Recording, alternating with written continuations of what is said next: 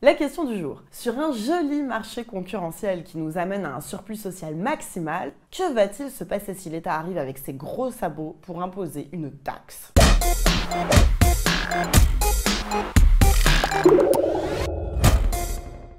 Dans le monde merveilleux du marché en libre concurrence, l'offre et la demande expriment les choix des consommateurs et des producteurs en fonction du prix. Le prix va s'établir naturellement de telle sorte que l'offre et la demande se rencontrent. Au prix d'équilibre, la quantité offerte sera exactement égale à la quantité demandée, ce qui donne déjà matière à se réjouir.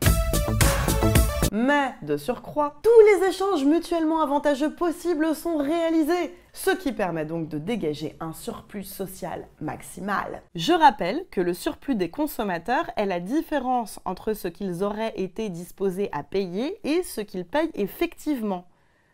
Graphiquement, c'est l'air en dessous de la droite de demande et au-dessus du prix d'équilibre. Le surplus des producteurs est la différence entre le prix auquel ils auraient été prêts à vendre et le prix auquel ils vendent effectivement. C'est donc l'air au-dessus de la droite d'offre et en dessous du prix d'équilibre.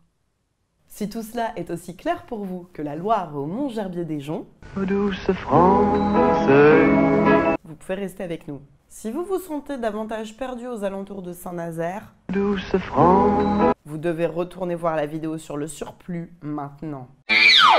Laisser faire le marché concurrentiel permet de dégager un surplus social maximal. Mais, et Einstein était très préoccupé par ce point, la répartition du surplus peut s'avérer très inégalitaire. C'est révoltant. Et si l'État redistribuait ce surplus? On a vu dans la vidéo précédente l'exemple de l'encadrement des prix avec le plafonnement des loyers ou le salaire minimum. Vous vous souvenez que cette intervention avait deux effets négatifs. D'une part, l'offre et la demande ne se rencontraient plus, on avait donc excès d'offre ou excès de demande, et d'autre part, le surplus total subissait une perte sèche. Einstein avait alors proposé qu'on laisse le prix fluctuer librement et que l'État vienne taxer pour redistribuer le surplus. C'est mon programme politique. Rallions-nous à son panache blanc et supposons que l'État choisisse de taxer les producteurs sur un marché. Bob, Ouais, sur quel marché souhaiteriez-vous qu'on taxe les producteurs? bah celui que vous voulez, moi personnellement je produis rien. Permettez. Pour ma part, je préfère qu'on ne taxe pas les producteurs de cannelloni siciliani. J'adore. Et si vous taxez, ma trattoria va me faire payer plus cher. Je connais le patron. Chaque fois, il me dit « Ma, c'est pas moi, c'est l'État. » Et hop, l'addition augmente. Excellente remarque. L'un des gros enjeux lorsqu'on introduit une taxe, c'est de savoir qui va vraiment la payer. Gino a raison, même si l'État choisit de taxer les trattorias et pas lui, la taxe va peut-être être répercutée sur le prix. Mais restez avec nous, ce sera beaucoup plus clair avec un petit schéma qu'avec un long discours. On n'a qu'à taxer la cigarette. Vu que les producteurs de tabac, on est tous pour qu'on les taxe. Mais les fumeurs aussi, on est tous pour qu'on les taxe, hein, faut qu'ils arrêtent. Bah voilà, ça met tout le monde d'accord. Nous sommes donc sur le marché de la cigarette. L'État va imposer aux producteurs une taxe forfaitaire, 1 schmilblick par paquet. Sachant cela, les 10 producteurs vont modifier leur plan d'offre. Avant la mise en place de la taxe, si le prix du paquet de cigarettes était P1, les producteurs offraient sur le marché une quantité Q1. Maintenant que chaque paquet est taxé 1 schmilblick, les producteurs ne vont plus gagner P1 à chaque paquet vendu, mais P1 moins 1. Et donc, pour ce prix P1, ils vont proposer la quantité qu'ils proposaient avant au prix de P1 moins 1, soit celle-ci. Je le montre pour un deuxième point. Avant, à 5 schmilblick le paquet, les producteurs proposaient 3 milliards de paquets de cigarettes par an. Maintenant, lorsqu'ils vendent un paquet 5 schmilblick, ils n'empochent que 4 schmilblick.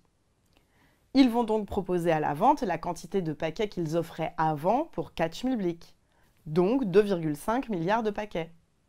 Finalement, la courbe d'offre va se déplacer vers le haut et l'écart entre les deux courbes sera le montant de la taxe.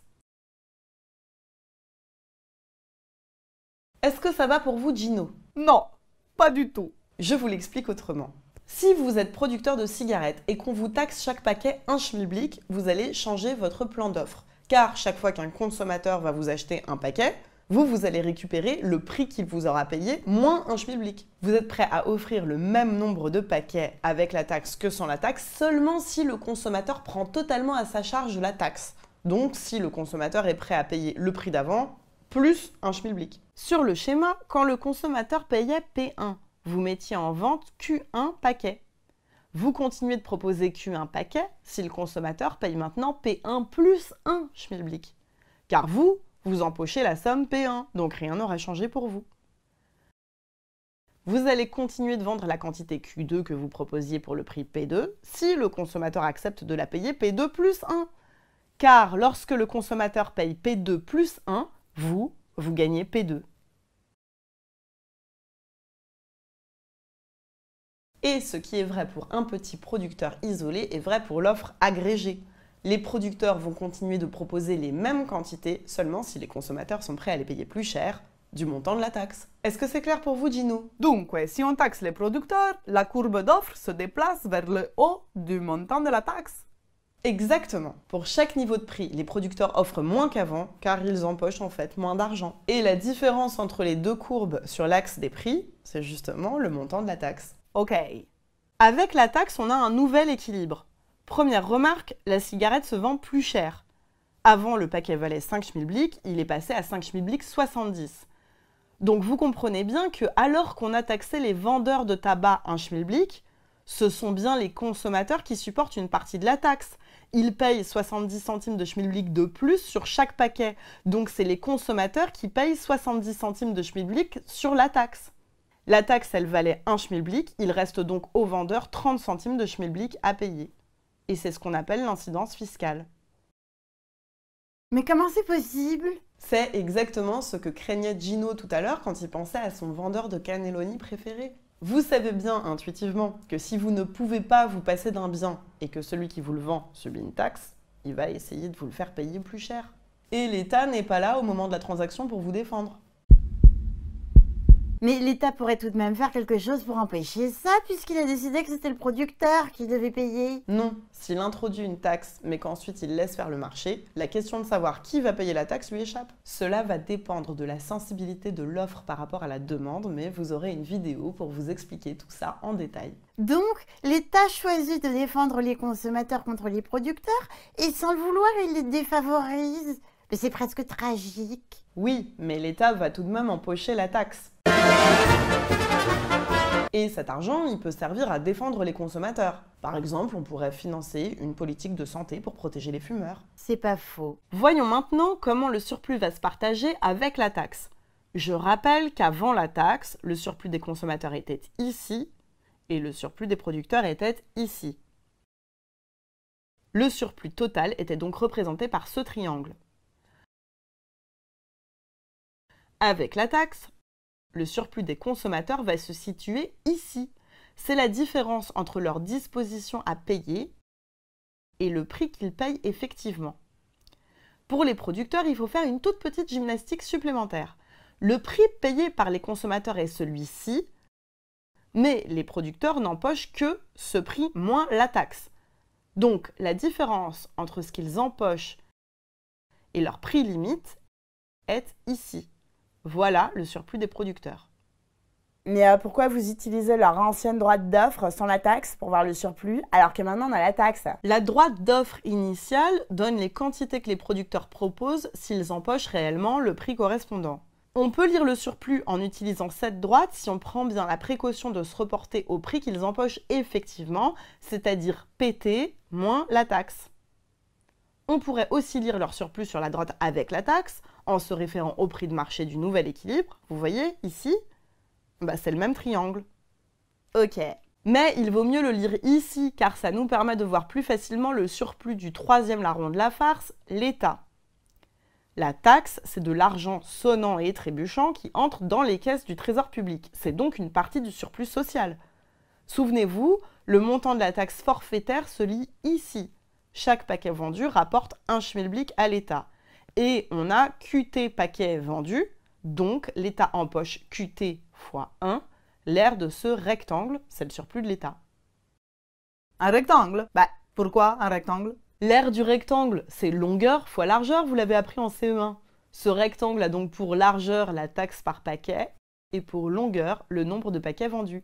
Bello, pas mal. Et donc, le surplus total avec la taxe, c'est-à-dire le surplus des consommateurs plus le surplus des producteurs plus le surplus de l'État, est ici. Par rapport à la situation de libre marché sans la taxe, l'aire de ce triangle a été perdue. C'est la perte sèche de surplus liée à l'instauration de la taxe. Est-ce que ça va pour vous? Mais pourquoi une perte sèche? Quand l'État encadrait les prix, vous disiez que la perte de surplus, c'était parce qu'il y avait un excès d'offres ou un excès de demande. Donc, on empêchait des échanges mutuellement avantageux de se faire. Bon, mais là, l'État n'empêche pas les échanges. Toutes les personnes qui peuvent payer le nouveau prix, y trouvent des cigarettes. Tous les producteurs OK pour vendre à ce prix, ils vendent. Alors pourquoi une perte sèche? Vous avez raison, il n'y a pas de pénurie sur ce marché. Mais on se retrouve tout de même avec un nouvel équilibre à un prix plus élevé et des quantités échangées plus faibles. On voit bien qu'il y a des échanges mutuellement avantageux qui étaient réalisables avant et qui ne le sont plus. Ah, la quantité au bout du compte est moins grande, donc par rapport à l'équilibre précédent, perte sèche. Voilà. Finalement, si l'État impose une taxe sur l'offre, les producteurs changent leur plan d'offre et la droite d'offre agrégée se déplace vers le haut du montant de la taxe. Car les offreurs proposeront les mêmes quantités qu'avant, seulement si les consommateurs payent le prix d'avant plus la taxe. Un nouvel équilibre va se trouver pour un prix plus cher et une quantité échangée plus faible. Le montant de la taxe va se partager entre consommateurs et producteurs. Les consommateurs vont réaliser un surplus plus petit qu'avant, les producteurs aussi. L'État va empocher le montant de la taxe forfaitaire multiplié par le nombre d'unités vendues. Et par rapport à l'équilibre sans la taxe, on voit que le surplus global est plus faible. Il y a une perte sèche de surplus. Mais donc là, l'État a taxé les producteurs de 1 schmilblick par paquet, et finalement, c'est les consommateurs qui auront payé la majeure partie de la taxe. Et si l'État taxait les consommateurs? Ça reviendrait au même. Supposons que l'État taxe 1 schmilblick les consommateurs sur chaque paquet acheté. Ils vont modifier leur plan de demande.